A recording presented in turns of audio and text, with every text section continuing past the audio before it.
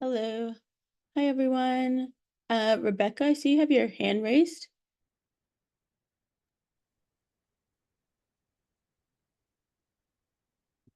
Hola, veo que Rebeca tienes la mano alzada.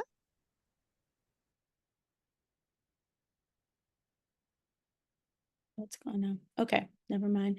Thank you guys for joining us. We're going to get started because we're tight on time. But I just wanted to, Lily, you can do the next slide. Thank you. Thank you guys for joining us for our Brownfields 101 webinar. Before we continue, we want to get started with some language justice and set up interpretation. So I'll pass it to Melody. Muchas gracias. Vamos a comenzar ya en breve porque tenemos el tiempo reducido. Les damos la bienvenida a este seminario web de terrenos baldíos y le pasamos la palabra a Melody para la información sobre la justicia del lenguaje. Hello, everyone. Good morning. My name is Melody Gonzalez, and along with Ileana Garcia, we are here as community interpreters. So we will be interpreting simultaneously both ways to Spanish and to English. Buenos días, mi nombre es Melody González y junto con Ileana García vamos a estar aquí interpretando el día de hoy hacia el español y hacia el inglés a través de la interpretación simultánea. We just want to remind everyone that language justice is a shared responsibility, which means that we ask every speaker to be mindful of their speed, especially when we name titles or organizations or projects or bills, different things like that. We tend to say those really fast. So we encourage everyone to especially slow down in those moments so that everything can be interpreted as accurately as possible.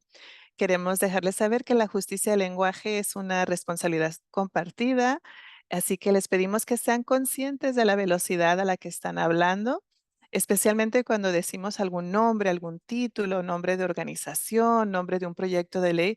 Solemos decir esas cosas bastante rápidas, así que les pedimos que por favor hablen a un tono un poco más lento en ese momento. Y la justicia del lenguaje también es el derecho humano que toda persona tiene de participar en el idioma que sienta mayor comodidad y libertad. And also just a reminder that language justice is the right that every person has to participate in the language they feel most comfortable and most free in. Para la interpretación, en un momento, Lily va a activar la función de interpretación y van a ver un icono en la parte inferior de la pantalla o si están en un teléfono celular van a ir a los 3 puntos, van a seleccionar el idioma español si prefieren escuchar el seminario web hoy en español. Y donde dice silenciar el audio original, em, recomendamos no silenciarlo porque así si la persona que está hablando se ríe o algo así, por lo menos pueden escuchar su risa y no solo la voz del intérprete. So in a moment, Lily is going to enable the interpreting feature and everyone will see a message that there's interpretation available. And we ask you to go to the icon at the bottom of your screen if you would like to ensure that if someone speaks in Spanish, you'll be able to listen in English. And so you'll go to the globe, select English, or if you're on a cell phone, you'll go to the 3 dots, language interpretation, and then English. And we ask you to not mute, we recommend to not mute the original audio. That way, if the speaker happens to laugh or something like that, you can still hear their laughter, and otherwise you only hear the voice of the interpreter. Ok, entonces vamos a activar la función y esperamos unos segundos para que todo el mundo pueda elegir su idioma y podemos comenzar. Y si alguien habla muy rápido, les podemos poner una tortuguita en el chat para pedirles que por favor hablen un poquito más lento. So we're going to go ahead and enable the interpreting feature and just wait a few seconds so everyone can choose their language preference.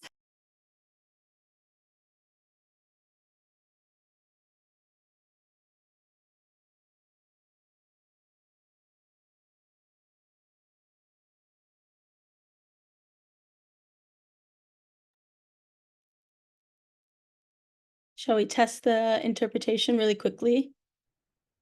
Can everyone hear in Spanish or English? Okay.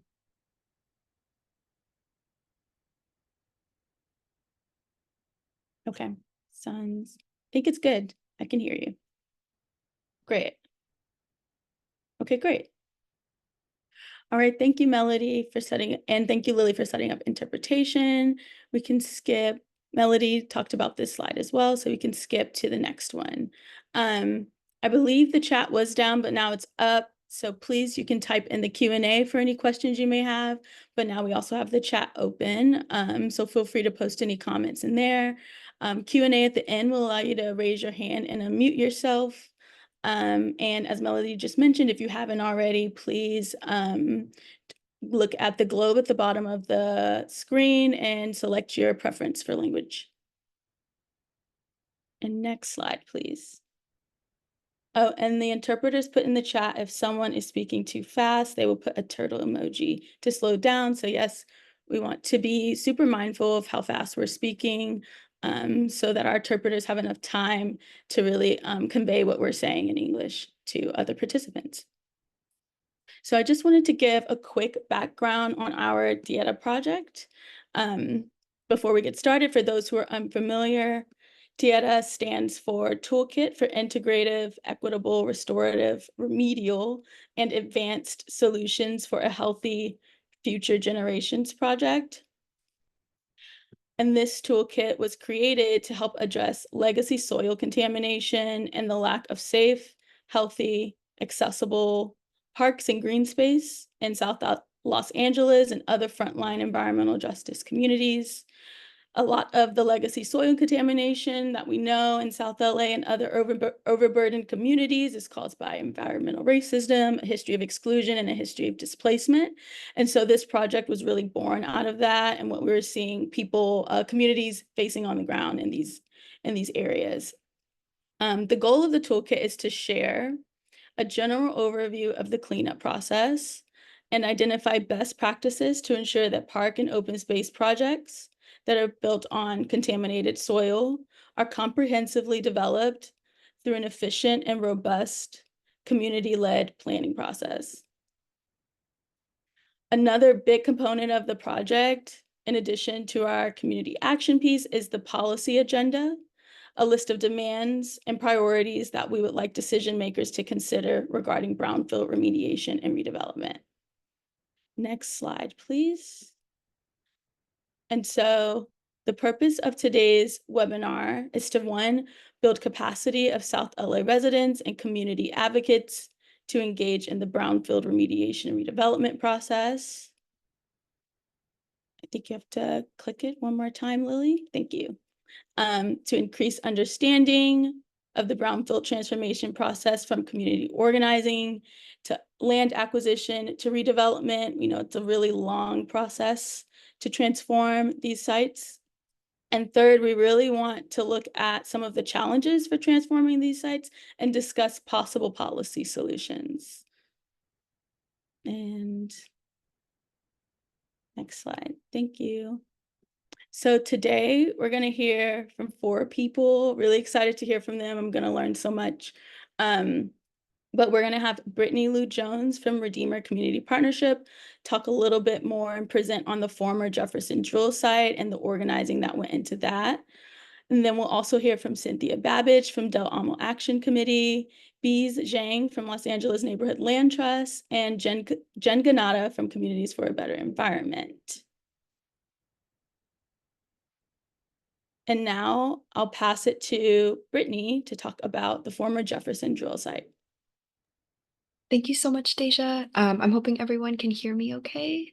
Sounds good. Okay, perfect. But yeah, good morning, everyone, or good afternoon. Thank you so much for sharing your space and your time with me today.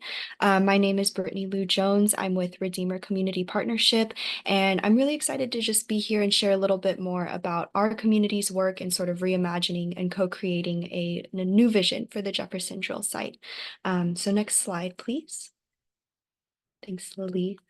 In today's presentation, we'll just briefly cover the surrounding community's history, talk a little bit about the site itself. I'll share a bit about the organizing and visioning process that went into this redevelopment process, the partners that we're working with, and then wrap up with where we are now and where we'll be going. Next slide, please. So we'll just start off with a very high level overview. I recognize this definitely does not capture, the full richness and complexity of South LA history, but hopefully can just sort of bring some shared context together. I'll just start with the 1900s to 1920s, really because that's when we start seeing the formal development of these neighborhoods in South LA, and really as a response to the historic segregation and redlining happening at the time. So Black residents could really only own homes in these particular areas. And so over the decades, we see this part of South LA really growing to become a prominent and culturally rich Black community. And simultaneously, a lot of the folks who were living in this area were working in the desegregation movement to also end discriminatory housing practices across the city and country. Simultaneously, we know that oil is growing as an industry in the city of LA, and in 1965, Union Oil Company purchases and demolishes 12 residential and commercial units to create the Jefferson Drill site, which remains in operation until 2019. And really what this timeline shows us is just a very clear example of environmental racism, where a hazardous land use has been cited in the midst of a Black community. And I also just recognize that many of the other cumulative and interacting impacts that are, influencing South LA aren't really captured in this timeline either. Lots of issues related to, like policing and gentrification and displacement. Unfortunately, we won't have time to really go into those issues, but I hope we can just sort of see that relationship between the brief history and sort of the site itself. Next slide, please. Oh, great. Thanks so much, Lily. So if we take a look at the site itself, this first photo to the left sort of gives an aerial perspective of the site. We can see just how intensive and expansive the operations were. And then to the right, we see an image taken from our neighbor's home, which was really just feet away from the site itself. I think this photo captures in every sense of the word that LA City allowed South LA residents to act as a physical buffer against the harms of urban oil drilling in South LA. And so our residents and our neighbors, we went to work starting to document what was happening on site, what we were experiencing in our homes, to create a campaign together towards shutdown. Next slide, please. So we started in 2014 with a petition to the city asking for them to prohibit the drill site operators from drilling new wells, which would effectively expand the site and its operations. During this process, the city successfully, sided with the community, and they stopped the operators from drilling, and that really built momentum for our community to pursue a nuisance abatement process. So in 2016, we successfully advocated for a series of health protections that would be implemented on site, to create just better health and safety protections for residents living next door. That given that success, and without surprise, the operators came back in 2018 to appeal the protections. When this was brought to court, again, the city sided with our community, which was a huge victory for our neighborhood. Ultimately, Sentinel Peak Resources, the operators at the time, they decided it wasn't worth it to pursue any further legal action. And so in 2019, there was a formal site closure, which again was just a huge community win. The city did give the operators a 36-month timeline to plug and demolish the site. But with COVID-19, we wouldn't see that happen until 2023. But ultimately, what this, shows to me is that persistent actions from the community, really build power and build momentum to make meaningful change. Next slide, please.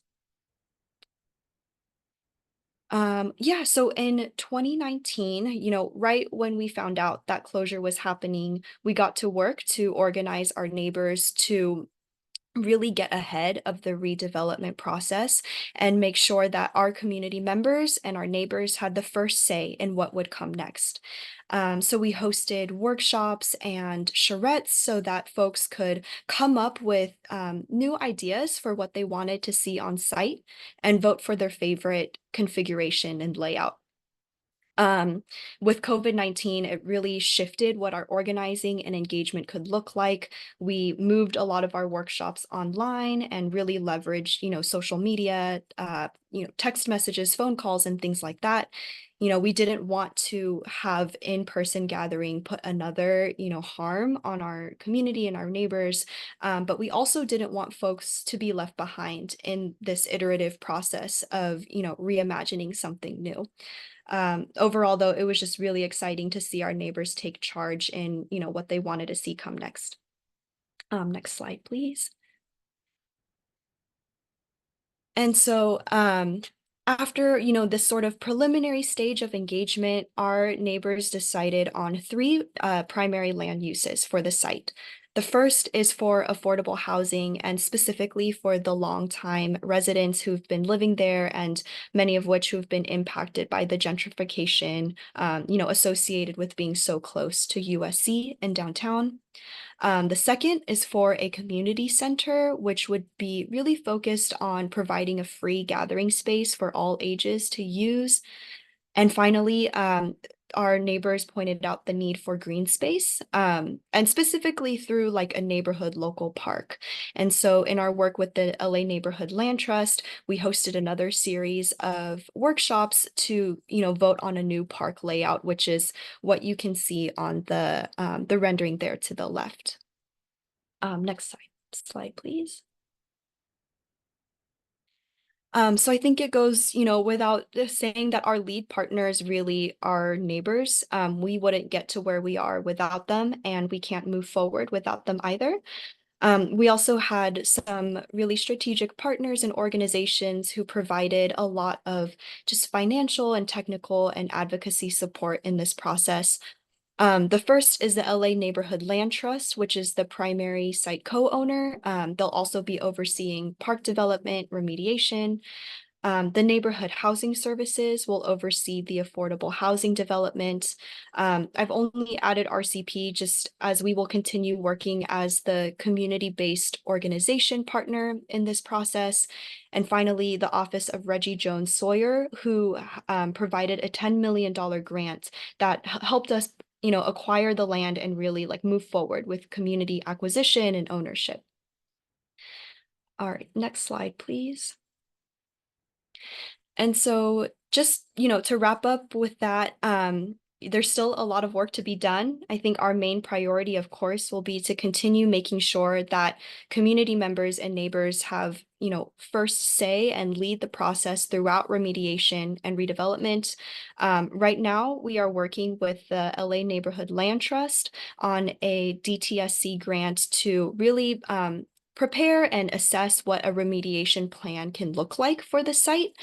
This will unfold over the next 12 to 14 months. So still in the early stages, but every intention to keep community members involved throughout the way. And some challenges that we anticipate are just trying to find additional funding sources that that can help finance this really intensive project, as well as just growing in our own and shared expertise of trying, for what remediation might look like. This is new to me, new to a lot of us, but really grateful for spaces like this for us to, work together. So I know I'm at time. The next slide, just want to wrap up by saying thank you so much for sharing this space with me. These slides will be shared with y'all afterwards, and my email's there in case folks have any questions. But yeah, thank you so much, and I'll share it back to Deja. Thank you, Brittany, for that presentation, and thank you for just providing a lot more context for the former Jefferson Jewett site. Every time you talk, I learned something new about it. I didn't know that it took 10 years to get it to where it is today. So thank you. And I know we're short on time, so I also want to just open it back up and present our panelists. Brittany's going to stick around so we can ask her questions later. But today we have oh, Lily, are you sharing your screen? Oh, I can share again. Sorry. Thank you. But today we have Jen, Ganada, Bees, Zhang, Cynthia Babbage, and of course, Brittany here. And so I just want to give them a moment to introduce themselves before we get into our panel discussions.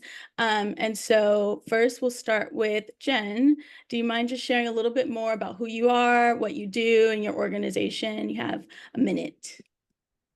Yeah, hi everybody. Thanks for having me. My name is Jennifer Ganada. I'm the legal department co-director at Communities for a Better Environment. Communities for a Better Environment is a grassroots environmental justice organization, and we work within 4 different communities statewide. So in the Bay Area, we work out of the East Oakland office in Richmond. In the LA area, we're both in Wilmington, in the city of LA, as well as Southeast LA, which is in the county of LA. And really what we do as an organization is, we work with community members through organizing, and we have research and legal that helps support our campaigns. And so I'm representing part of the legal team. Thanks for having me today. Thanks, Jen. And now I'll pass it to Bees, Zhang, and tell us a little bit more about them and their work. Hi, everyone. I'm Bee Zhang. I use they, them pronouns, and I'm a project manager with the LA Neighborhood Land Trust. LA Neighborhood Land Trust works across LA County. We steward and build public green spaces like parks and community gardens, including the work that Brittany started to speak about with the Jefferson Jewett site. My background is as a licensed architect and as a community organizer. So that sort of kind of mirrors some of what we try our best to bring to the table in our partnerships with other organizations, is like a bit of technical expertise, but grounded and in this community driven or community led process. Thank you, Bees. And now I'll pass it to Cynthia to share a little bit more about her work. Thank you. I'm Cynthia Babbage, and I'm the founder and director of the Del Amo Action Committee. It's a community-based and led environmental justice organization that's been working in the unincorporated county area for about 30 years. We believe everyone deserves a health and safety community to live in, and we think that policy changes that promote environmental equity will lead to healthier communities. We primarily have been working on Superfund sites and other legacy contamination that's been left in our community and created many sacrifice zones. We hold agencies accountable, and we try to uplift the efforts of other communities that are in the struggles with us. Thank you for having me. Thank you. Thank you all for your introductions. Thank you for keeping them short. Really appreciate it. Now we can get into some of the discussion questions. And so our first question, Brittany just did a really great presentation about the Jefferson drill site. And so after hearing what she just shared and thinking about your own experiences, can you share about how you, your organization, or your community organized around a specific brownfield? Or share any relevant experience you have with brownfields. And then in addition to that, can you share what went well during that process and any challenges you or your organization faced? And so with this question, it's a big one. I want to start with Cynthia, because I know you have a long, wide array of experience organizing and working around brownfields in your neighborhood. So wanted to start with you on this one. Thank you. I'd love to share my experiences around Wishing Tree Park. It's a community dream that began in 1995. And this was after we led negotiations with Shell, who was one of our major polluters in the community, to create a buyout of 27 homes that were adjacent to the Del Amo Superfund site. And so the reason that we were able to achieve that buyout was that Superfund was going through its record of decision. And as always, their options range from doing absolutely nothing to doing everything. And they usually pick the ones in the middle. And so their plans, after reading their work plans of digging up the contamination, which would then just be hauled off to somebody else's community and dumped, we opted for creating a buffer zone and leaving the waste in place, knowing that with the US EPA, whenever you leave waste in place, there's a 5-year review.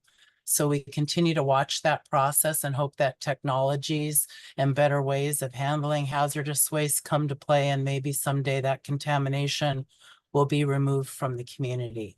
But the 27 homes created a buffer zone between the Superfund site where they dumped the waste and neighborhoods. And part of the negotiation was that Shell could not keep the property that they were buying out. It had to be used for a community benefit. And so we came up with a park concept, and Shell tried to shop it around without the community support and failed at every step of the way. And so we got back into the negotiations, and we pushed for more cleanup. By this time, the government had already spent $20 million cleaning up DDT in the community, but any waste that wasn't attached to the Del Amo Superfund site or the Montrose Superfund site, they reburied and left in place. And so we fought against that. We went out and did our own sampling after all the agencies said everything was good to go. And lo and behold, we still found residual DDT and heavy metals. And so that began the concerns and the quest for what is safe. And many people in the community, since my house that we rented used to be located in the buyout area, would come up to me in the neighborhood and ask me, like, you know, what's up? You won't live there and you want my kids to go there and play? What's wrong with you? And so that began a discussion on how much dirt you could bring into a site and cover it without feeling like you're going to come into contact with past contamination. And so that led us to working with DTSC. I think that's important because it sounds like you guys are starting to talk about what cleanup means. And it means you clean it up. That's what it means. And you're going to have to push hard. So you know, we had more cleanup, we fought, time marched on, 20,000 came, 20, 25, 26, 27, 28, and still we waited for agencies to take action, which they did not. So on June the 9th, 2010, DAC got together, we brought all the agencies together, and we announced that we were moving forward with park planning, and it was going to be a park built on precaution. We weren't going to sit around and argue about how much of this and how much is that. We didn't have any faith in their process. And so we were demanding that 2 foot of clean soil be put across the site. That's a number that the community felt more comfortable with. I can't tell you why 24 inches feels better than 12 inches. You know, 1 foot of soil cap, which is pretty standard for DTSC. And so that led us into conversations with DTSC about 1 foot versus 2 foot, and them wanting us to provide scientific information on why 2 foot was better than 1. So of course we asked them where their scientific information was that said 1 was good. Well, turns out neither one of us had it. Communities rule, and that's the way we felt, and we held the line. And so we now have 2 foot of clean soil across the entire site so that we can confidently look at our community and tell them the precautions that were taken. We also had them put down an orange barrier so that if for some reason you happen to get through that 2 foot of clean soil and you see this orange demarcation barrier, somebody would go, let me rethink that. And so, you know, lots of trials and tribulations. And I think I just really, you know, want the group to know, and also the presentation that you shared had many similarities of these kind of sites that get embedded in our community with really no plans to exit. COVID, of course, just like in your project, came in during the middle. A lot of staff changes with some of the agencies, and we just kept hanging on and writing letters and demanding what we knew to be true. And, you know, I'm happy to say that we just opened the park 2 months ago, a $17 million park. That's a little crazy. Like, I think we could have all built probably, you know, 50 parks with that much money. So just keep an eye on the money. You know, we don't need to be sucking all the resources from all the other sites. And the other thing that we found out was that these developers are going after brownfield sites. That's why there's no park spaces. And they're good at it. They are great at it. So you have a good partner with the LA Neighborhood Land Trust. But you know, keep your eye on the prize. The communities know instinctually what they need and what will fly with them. And I could go on and on. Anybody who knows me knows I can talk forever. So let me just pause for a moment and give everybody else an opportunity. Thank you. Thank you, Cynthia. Really appreciate you sharing, specifically Wishing Tree Park, because it's a very complex, it's not one that's like, we made a park, yay. There's a lot of complexities within that park. And I think that's something, because it's something that's been done, it's definitely something that I'm sure the Jefferson Jewell site can learn from. So thank you for sharing that. I'm going to pass it next to Jen to answer the same question. Yeah, thanks. So I'm actually going to talk about a active campaign that we have at CBE, and it's in Southeast LA. And the project itself, if folks are familiar with Southeast LA, this is actually in Walnut Park, which is unincorporated county, and pretty close to the Alameda corridor. It's on the other side of the Alameda corridor. And on the other side, the one side is Alameda corridor, which is industrial, and the other side is actually residential. And when I say the other side, it's like either this site is right next to residential or it's directly across the street and pretty close to a lot of different schools. And that's pretty common in the Southeast LA area.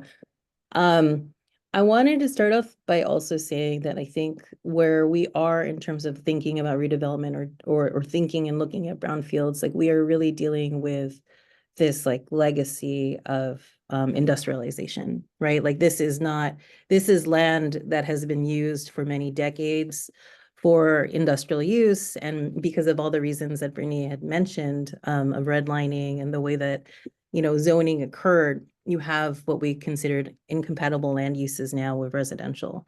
So the facility that I'm going to talk about starts off as Central Metal, and Central Metal has been in Southeast LA, was in Southeast LA for quite a long time. CBE actually came upon Central Metal around 2008, because I remember I used to be a youth organizer, and we were looking actually for sites that were violating stormwater permits, which is whole different thing. And we come across Central Metal, which is on Santa Fe in Walnut Park. And it turns out that we find out from residents that this facility actually was, operating without proper permits. And as a facility, what it was doing was doing scrap metal, like recycling scrap metal, and also dealing with e-waste. And in that entire time, it wasn't properly permitted by the Department of Regional Planning from the county, and it was operating beyond permitted hours. So the community was aware of this and let CBE know. And a campaign really started amongst the community residents trying to get this, facility to shut down. In 2016, that actually happened. The permit, the CUP, the conditional use permit that I think Central Metal was trying to get was denied by the county, which in itself is a huge win because the county doesn't necessarily do that.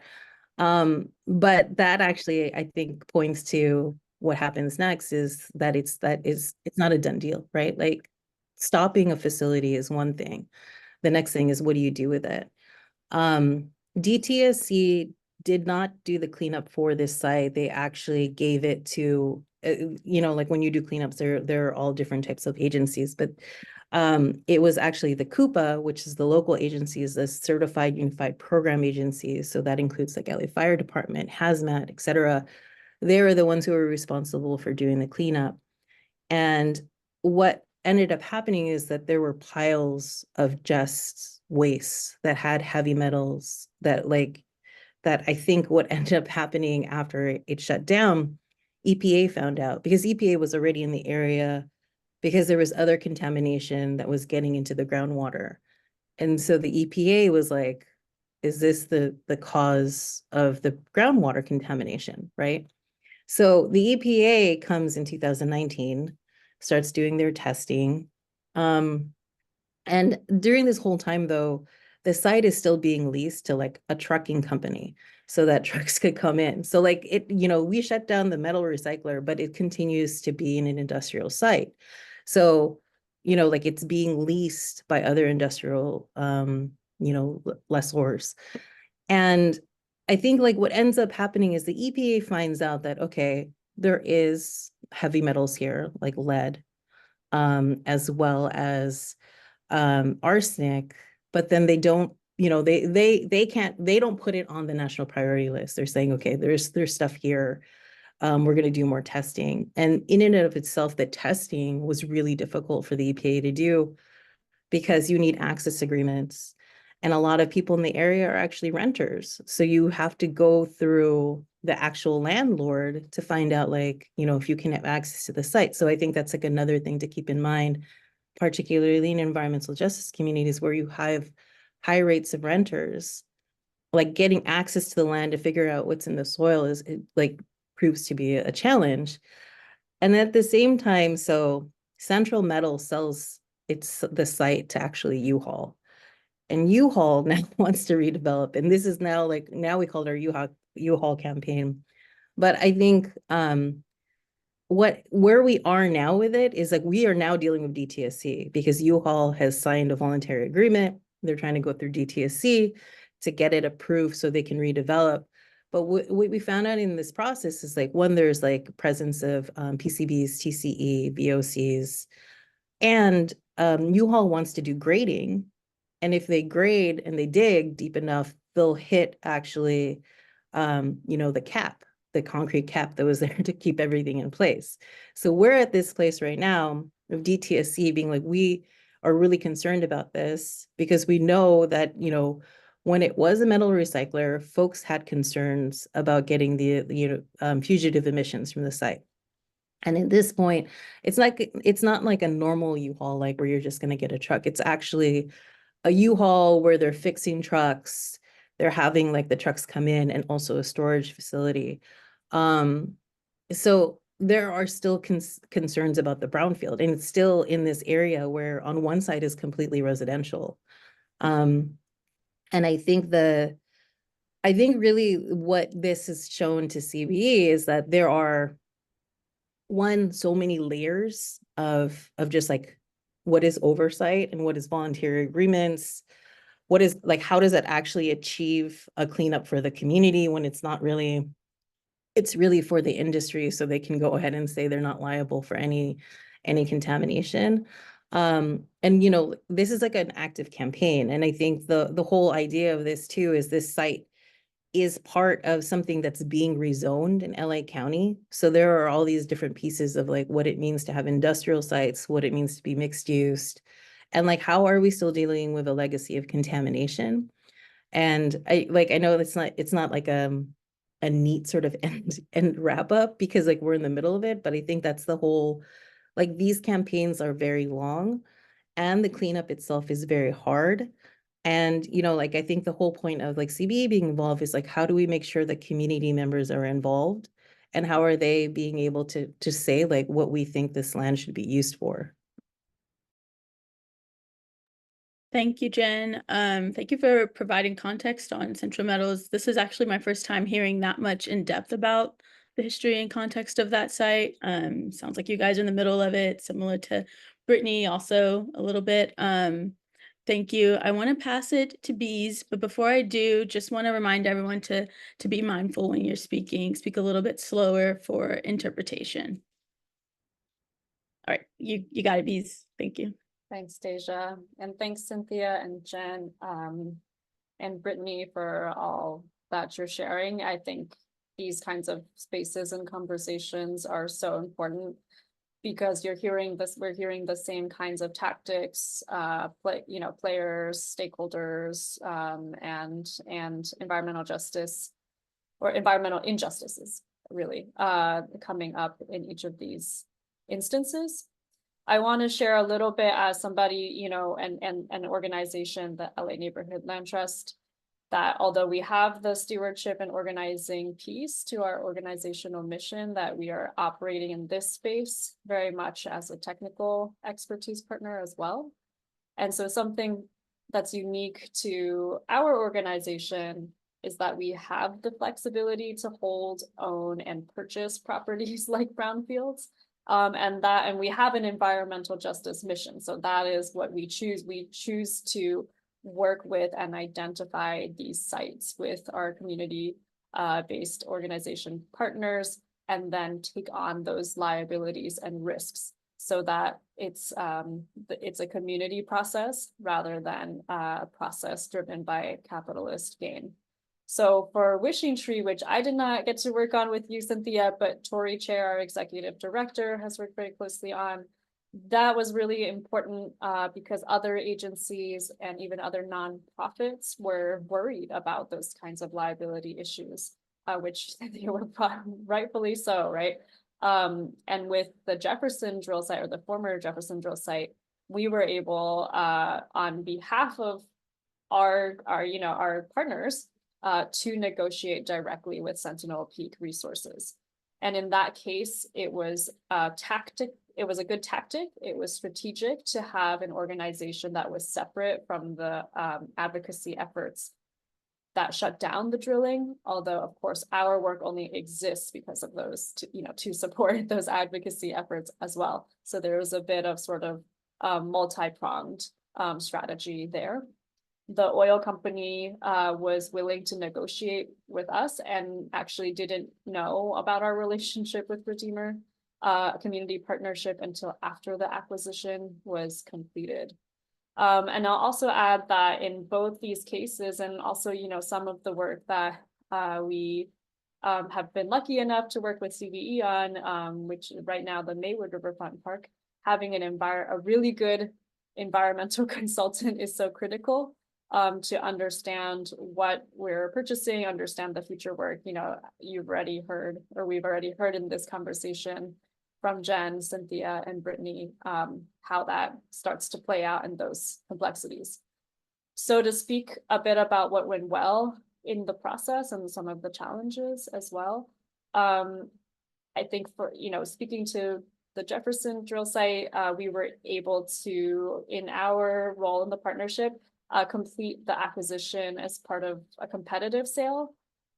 That actually means a couple of things. It means we were competing with some of these developers that had more cash and more resources than us, which is why the office of Assemblymember Reggie Jones Sawyer was so critical and in obtaining that state budget allocation of $10 million. We would not have been able to complete the sale without that piece. And then kind of that models a way that our elected officials can participate in this process as well in a really meaningful way.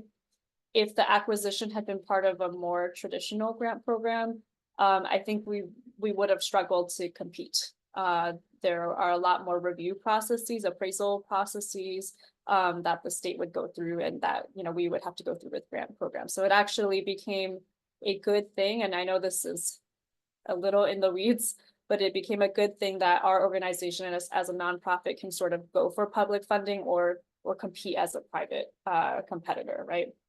And kind of switch those hats. Talking strategy here.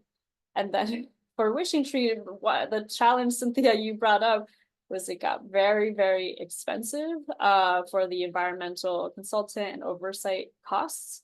You know, in the future, really thinking about, and Cynthia, you said this as well, how to incorporate those costs better and anticipate them into the overall budget. So Tori let me know that for that total budget, you said 16, 17 million. The environmental costs alone were over 3 million. That includes the cost of daily oversight, not disturbing any soil without supervision, air and noise monitoring, and so on and so forth. So again, having that kind of very good environmental consultant that we have to do the due diligence ahead of time and help navigate agencies like the Department of Toxic Substance Control. One last note on this set of questions is for Jefferson, one of the unexpected site conditions is actually offsite contamination or contamination from offsite that comes from a dry cleaner, and managing that kind of into the next phases of remediation, planning, and then remediation itself is in some ways a bigger issue than the oil operations that have been successfully shut down. So there's always, to me, I'm like, okay, that's LA, like the dry cleaner, of course. But that becomes tricky to navigate and keep in mind moving forward. Thank you, Bees. Really appreciate that context from a developer perspective / land acquisition perspective. I think that's something a lot of us don't actually understand as much about, especially when we're doing research. We don't really get this in writing, so really appreciate that. So I'll move on to the next question. And you guys already touched on this a bit, but I was wondering if you'd talk a little bit more, if you have more to share, about the other actors in the brownfield redevelopment process that your organization or your community has engaged with. What agencies did you work with? And then what you mentioned, some of you mentioned DTSC. I think Jen, you mentioned another Coupa. And so what strategies did you use to effectively engage with these agencies? And then were there any challenges you faced working with these agencies? And so I'll start with Cynthia again, and I'll give you, we're running short on time, so you get a couple minutes.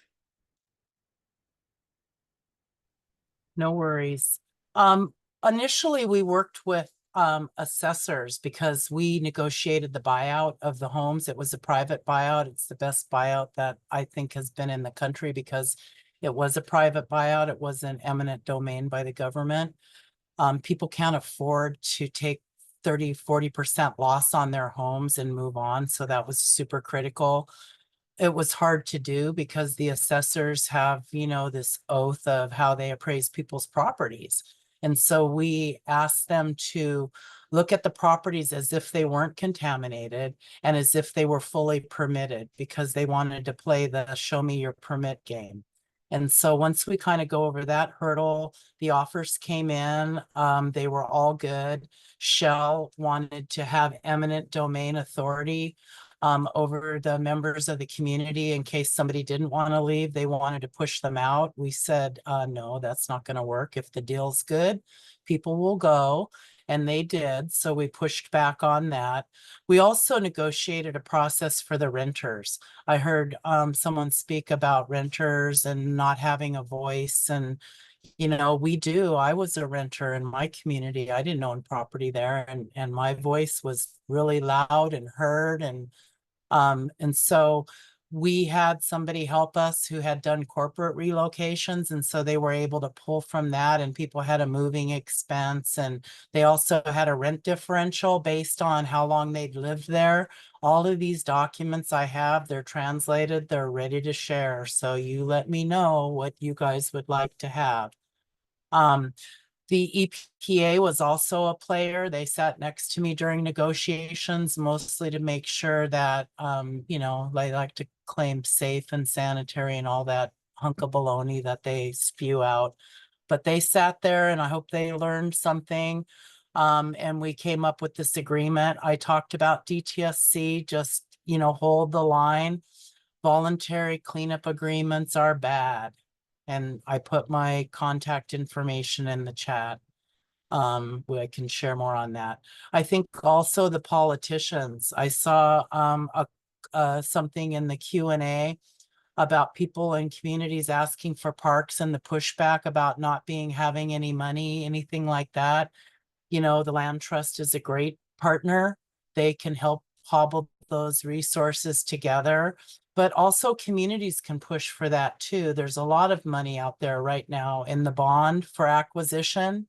And so don't have people telling you that there's no money for it. There's plenty of money. The problem is getting ahead of the developers. We were working with the public trust for public land initially, and they totally bailed on us. They just, I don't know what their problem was, but they strung us along and bailed on us. And then also Parks and Recs bailed on us. But I want to say that recently during the opening of Wishing Tree Park, Norma professed her love for communities and professed how much they've learned in the process, and that they're ready not to be so afraid and to take on bigger projects. Sometimes you can't put people back on top of the contamination, but there's wilderness spaces, community parks, and I would say press Parks and Recs, you know, press them to do better and hold the line on what communities need. And you know, as B said, Tori, after a lot of trials and tribulations and new staff coming in, that park almost slipped from our fingers many times. And Tori got it. She finally, you know, came in, got it, took control, made sure that I had a seat at the table so that our voice was loud and clear. And, you know, now I go down to my community every Saturday for community meeting, and I go into the park and I watch the kids and the grandparents and the new moms and dogs and people playing and the birds and the squirrels. And, you know, it took 30 years, but it was so worth it. It was so worth it. So our communities deserve that.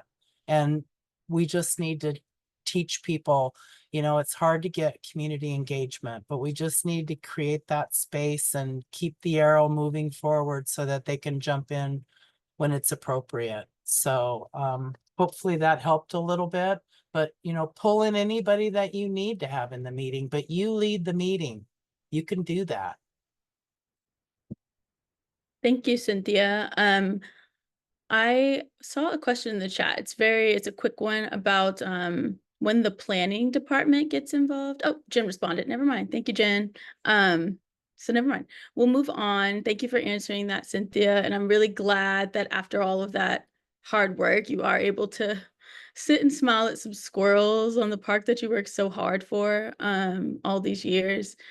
So I'll pass it to Jen now to also talk about some of the regulatory agencies you worked with. You mentioned hazmat and fire department when you were talking about Central Metals. So wondering if you can share about the relationship with them and working with them, or any other, or DTSC, any of the agencies that you mentioned, any best practices for working with them or any challenges.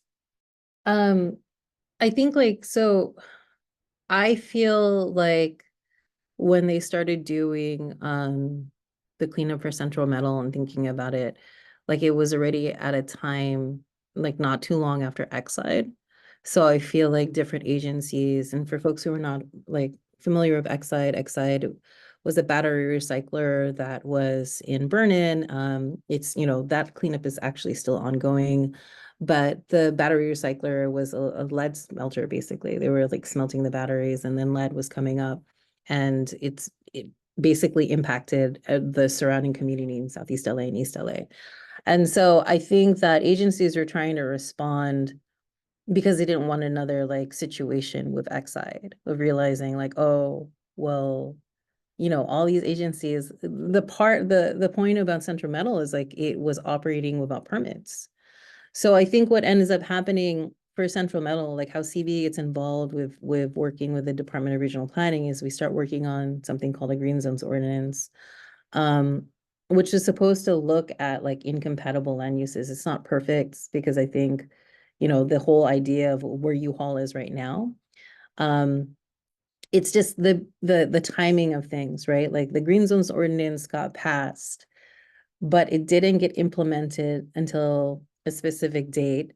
And the U-Haul permit, the U-Haul application went in before the Green Zones Ordinance went in. So as far as U-Haul is concerned, they said that what is applicable to them is that it's industrial land. They bought the land, and so they should be able to use it as industrial because it gets grandfathered in. And I think it's this conversation of like, there are some things where I feel like this is common sense, right? Like the Department of Regional Planning knew that we had issues with this site. And yet what the Department of Regional Planning did was approve ministerially for the site to go to U-Haul. So that means that they were like, in terms of a permit, they weren't going to do the California Environmental Quality Act review, right? They were going to leave it to, they were going to let U-Haul take that site, propose their project. And now U-Haul is in this space where they do the voluntary agreement. And it's like up to DTSC to figure out whether or not like there needs to be more public review. And my concern here is, you know, you like the devil is in the details, right? There's a whole other situation where things can just get like fast tracked, right? Like because there are so many exemptions now to the California Environmental Quality Act, where like it really puts our community in this situation where they may not get heard, like, but for us, like continuously having these meetings and saying this is actually not fair. Like you know, like we work with the Department of Regional Planning to create a green zones ordinance, and you knew this is like the reason why we were really interested in it because of the incompatible land use. So I think like, I don't know, there is a lot of turnover too. So I think Cynthia was talking about that, like the same planners who are working on Central Metal were not the same planners who are now working on U-Haul. You know, like I remember even having one of those planners from U-Haul just basically say, oh, are you familiar with Central Metal? And I was like, with an organizer, I was like, yeah, we've been on this campaign for years.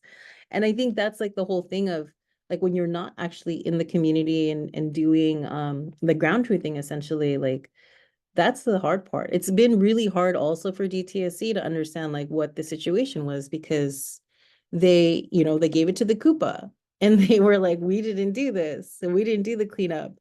But it's kind of like everyone keeps pointing their fingers. And I feel like this is pretty common, I feel like, for cleanup sites. Like this is what's happening at Exide. This is happening here.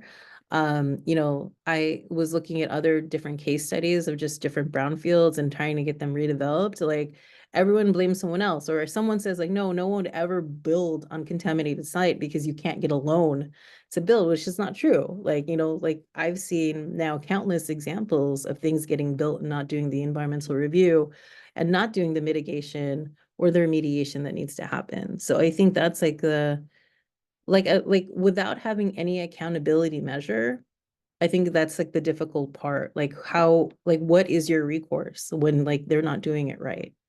And what role does a community have when they, like I think what's pretty clear, and Deja was in a meeting with me this week, but like DTSC basically, like private property is really still important to lots of people. So like if it's private property, like what, I think there's this ethos of like, I can do whatever I want with my land as long as I just do it, right? Like what business is it to you?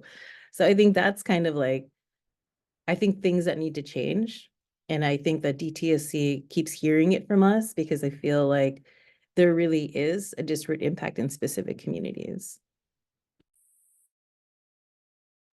Thank you, Jen. Really appreciate you answering that question. So honestly, we are tight on time. So I'm actually going to go to our final question so that we can maybe answer one question from the audience. But the next question, so we've mentioned a lot of challenges. We talked about mistrust. We talked about that need for partnerships. We talked about accountability, community engagement, how communities can be centered in this process. Talked also a lot about funding. So there are pros and cons to all of those things. So I'm wondering, what are some policies or solutions that you or your organization or your community have been working on or think could help address some of the challenges you faced during this process or are currently facing? And so I'm going to switch it around a bit. I'm going to call on Brittany to share a little bit. Brittany, I know you've been doing a lot of research on different policies, specifically with RCP, and so a Redeemer Community Partnership. And so I just wanted to tap on you for a bit and see if you have any answers to this question. Yeah, big question, Deja, but thanks for asking it. And happy to continue this in conversation with all the folks here. I think some things that have come up, not just for Redeemer, but also in like the Stand LA space, and this kind of ties to maybe oil and gas sites, but I think could be applied broadly as well. But just like a principle of operator accountability, and if we look at the Jefferson Drill site, right, like without, as Bees was mentioning earlier, without the community acquiring the land, or without, that sort of forward thinking, a lot of the cleanup, as it is now in our planning system, cleanup is on the next developer, whoever owns the land next, right? And I think, collectively, I think we're all hoping that communities have more say in sites like these, but that also means that communities are then burdened with the cost of cleanup, of which we know is incredibly high. And so, how do we think about these sort of financing mechanisms that can be put in place that hold operators now, whether it's an oil operator or whether it's U-Haul, whether it's, another like metals company, how do we find ways to make sure that those who are doing the harm are actually paying for the cleanup, so that when communities can and will come in to reimagine these sites, they're not also burdened with having to pay for the cleanup. I think that's separate, saying like, community members should have every say in what cleanup looks like. But, the cost of it, how can we make sure we shift that onto those who have done the harm, I think is one thing that comes to mind. And then the other is just, around this piece of acquisition. I think we live, in a very capitalist competitive society where those with the biggest dollar, like being able to make those those moves, and without the land trust, we wouldn't have been able to purchase the site.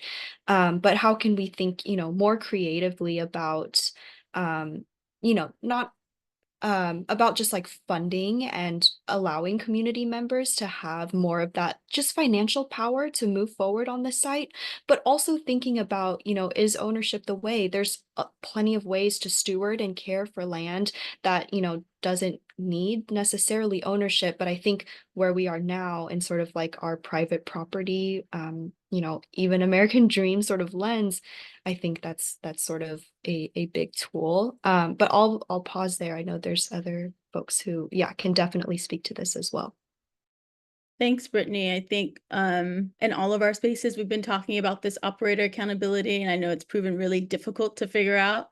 But I also think that it is necessary, and it's where we have to start shifting our thinking towards and shift that narrative so that it becomes more normalized. Because right now, people are like, what, operators? Can we do that? And we definitely can. As you mentioned, we just have to think creative about how to go about it.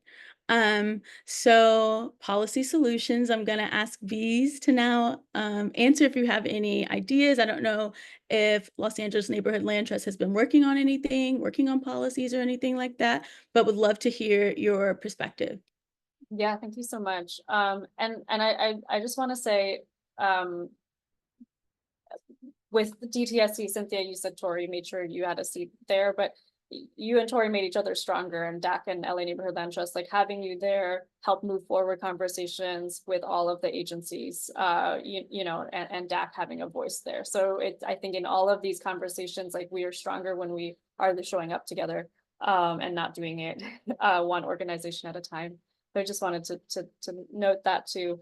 In terms of policy changes, I think we are kind of wanting to put our heads together, especially in the Stand LA coalition. I don't have a specific policy that's super defined, but I have ideas and solutions. One of them is eliminating fee-for-service models with the Department of Toxic Service Substance Control, especially for so-called DAC projects for disadvantaged communities. We paid over $200,000 for Wishing Tree to the Department of Toxic Substance Control. That is a huge sum of money out of many huge sums of money. The other thing that kind of I'm tacking onto what Brittany, you shared, is in addition to, you know, all of these additional fees that maybe are not obvious at the outset of a project or from the outside. You know, we also, in addition to taking on certain liabilities as with land tenure as a nonprofit land trust, we also pay property taxes, which is one of the most prohibitive areas for, you know, whether brownfield or not, you know, for somebody or some organization to take on. It's not a one and done thing, it's a continuous cost. So eliminating property taxes for some of these types of sites, especially brownfield transformation and remediation. Tori let me know that there was a period of time where the county assessor's office was sending us bills for over $700,000 in property taxes and told us they were going to auction the property off if we didn't pay. And what a horrendous way to lose control over land after all of that decades of organizing, right? So there just seemed to be, it's not, I do think they're all historically, these are all historic structures of racist, environmental racism. I will allow that it is not necessarily malicious in that particular moment, but there are just so many kind of trapdoors and hidden costs in these types of projects. So those are not top of mind per se, but I wanted to just acknowledge them on top of all of the more front of center issues that, you know, these are kinds of costs that can derail a project if we're not careful. And I will say, for as much as we try our best with technical expertise, we also had pro bono environmental lawyers working with us on the Jefferson drill site acquisition in particular, where they were watching out saying, hey, they're trying to basically sneak in some pass offs, an additional kind of liability. We need that stricken from, you know, and Tori and I were not trained to catch those kinds of things. So we will want to continue sharing out what we learned from that process as well from our environmental lawyers. And the last comment I'll make on this conversation is just that to me, that's such a clear example that no matter who you are, and what your roles and positions are, that there is a role for you to play. So you might be thinking, well, I'm not in the center of it, or I'm not a community organizer. Find the thing that you're good at and find a way to sort of align that work with the work that's being led by communities themselves. Thanks, Bees. You made a lot of great points there, from policy wrapped up with a little inspiration. So I really appreciate that. I'm going to pass it to Jen now to talk a little bit about any policy solutions you see that could have addressed any of the issues you've run into in terms of organizing around brownfields or redeveloping them. Yeah, I mean, I keep on thinking about like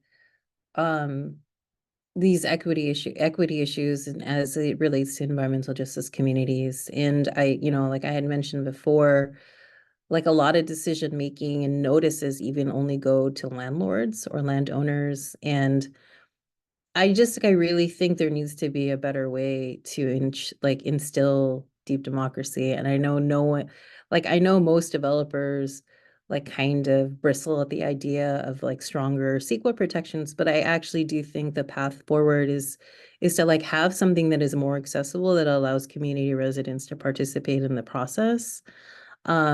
It also, I think that because like otherwise you have developments just kind of pop up that have no input from the community.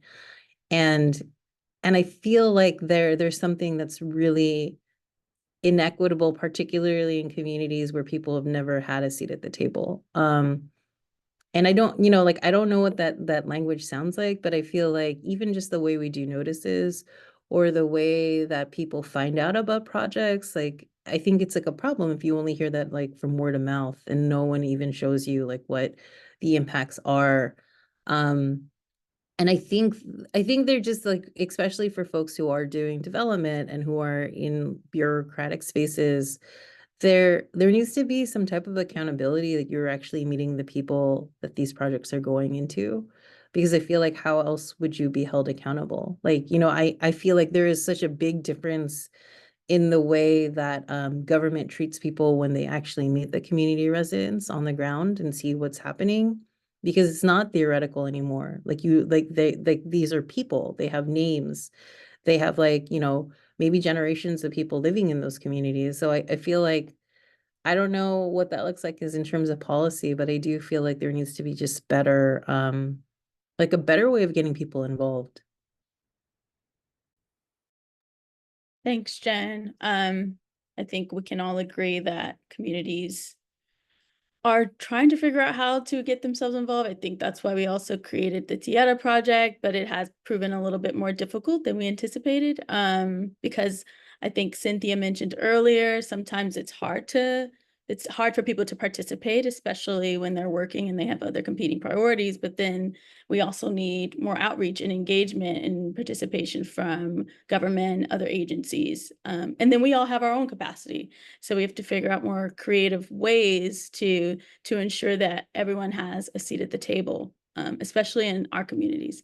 And so last but not least, Cynthia, I would love if you could share any ideas you have. You have 30 years of experience in this. Would love to know if there are any policy solutions that could have helped you organize around Wishing Tree Park a little bit better. Yeah, I think you have to be out in the community. That's what's on our side.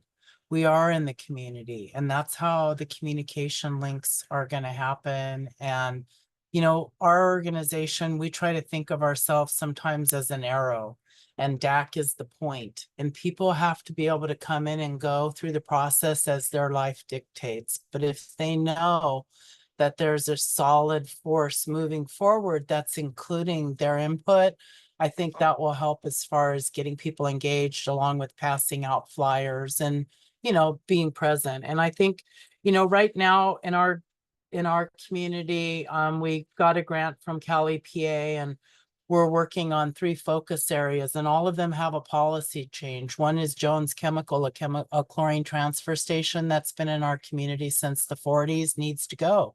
They don't have a mechanism to make it go. So we're going to help them create that mechanism to make it go. And that can come in many forms, putting pressure on more testing, more this, more that, making it more expensive for these companies to operate in our community. Because right now they're just paying the fee, or they're paying the property tax on these sacrifice zones, and they're getting away without cleanup. The other project that we're working on is a hazardous waste landfill that was capped right before laws came into effect. These people know what they're doing.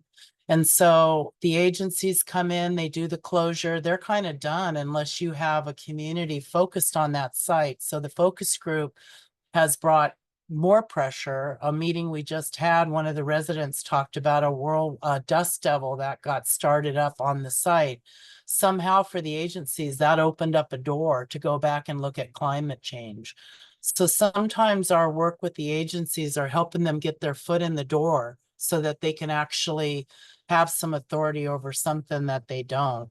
And the final focus group project we're working on with a lot of planners. So we have the county and the city where land use plans collide, I call it. And so we have nasty things on one side and people on the other. And so we're going to put in a green street. They don't think we are, but we are. And so part of that is, again, trying to be a good hostess. I hope I am, but bringing people together, creating a safe space to have a conversation, making sure community members have a seat at the table, giving them a nice sandwich or whatever it is, and you give them a hug, tell them they can do it, slap them upside the head if they need that, and then give them a hug and tell them it'll be okay. But they're really looking at us to lead. And I don't think we have to know everything. We have to know right from wrong and what's in our heart. And so we need to figure out the trigger. Right now, the only trigger for development is the property owner. We need to be able to trigger that. The property owner pays the fee that starts the process. You know, Bees, you talked about getting a bill because they didn't know who to charge the fee. So get off of that. We're going to create the change. You're going to clean it up, or you're going to have to turn it into a brownfields redevelopment. And so that's the angle that we're taking in our community. But so far, that's been the newest obstacle, is we don't own the property. They don't think we have a say, but we do. So those are and train the next generation. I know my hair looks maybe blonde or something, but trust me, it's gray. So we are busy at DAC training the next generation, because these things are legacy and they're not going to get cleaned up overnight. And again, thank you for having me here. It's important to share. Thank you so much, Cynthia, for sharing that. And actually, I know we're at time, so feel free to hop off if you have to.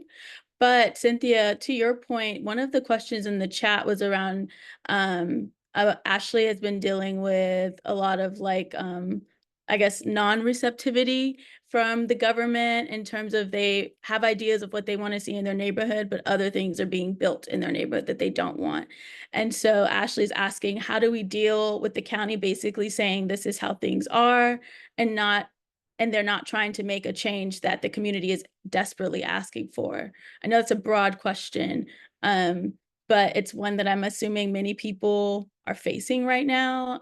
So any thoughts that you have or anyone has to answer Ashley's question? Yeah, Cynthia. Sorry, you know, I talk a lot. The way that I've been getting around this is I do the convening. So these focus groups are community led. I have all the agencies are there, and most of them are the enforcement arm. And so they're eagerly listening and following direction. I'm not exactly, maybe 30 years of our 25 years of yelling at people finally got the last 5 where they actually are listening. But if you're convening the meeting, then you have that control. And so your political representatives are going to come to that space, your agencies are going to come to that space, and the community is leading that space. And I would say that's how we have gotten around a lot of, you know, agencies don't talk to the politicians. Well, that doesn't work. So, but if you have a meeting where they're in the same room and the conversation just happens to be around X, they're hearing that, and it's making change and it's making movement. And that's how we've really been doing that, by being the collaborative change maker, by doing these convenings. And again, I'm always happy to, I mean, we're really busy, but I'm happy to share in more detail, you know, how we've been going about this. But I think, knock on wood, so far they're all listening and they're all chomping at the bit, trying to figure out, how do you get rid of a chlorine station? How do you turn that into a park? How do we get that green street? And so now they're starting to meet with each other. There's something called the Industrial Use Task Force. If you haven't heard about it, it's happening in the county.